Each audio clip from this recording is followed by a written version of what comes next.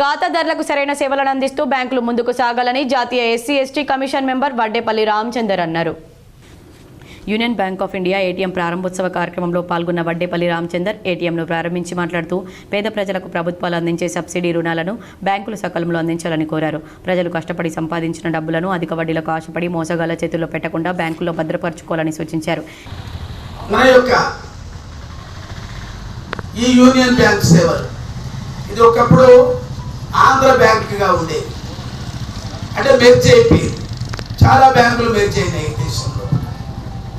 SBI నుంచి SBI పోయి ఇట్లా చాలా కొన్ని మన దగ్గర కెనరా బ్యాంకులు అనేవి చాలా 10 నేషనలైజ్ బ్యాంకులు చాలా మెర్జ్ అయిపోయినాయి. చాలా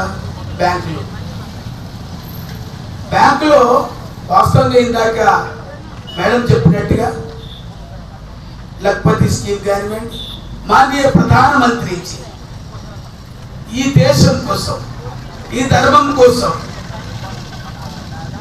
ఎంతో అహర్నిశం కష్టపడుతున్నాడు.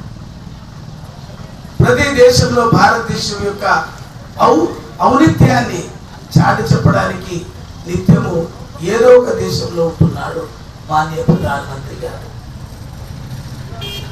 మా రక్షణ మంత్రి గారు నిర్మలా సీతారామన్ గారు ఎప్పటికప్పుడు బ్యాంక్ అధికారులను పిలిచి ఈ యొక్క హరిజన గిరిజనులకు, వెనుకబడ్డ తరగతుల వాళ్లకు ఎప్పటికప్పుడు వాళ్లకు లోన్స్ ఇచ్చి వాళ్ళను ప్రయోజకులను చేయాలి అనేటువంటి సంకల్పంతో పనిచేస్తున్నటువంటి నిర్మలా సీతారామన్ గారు.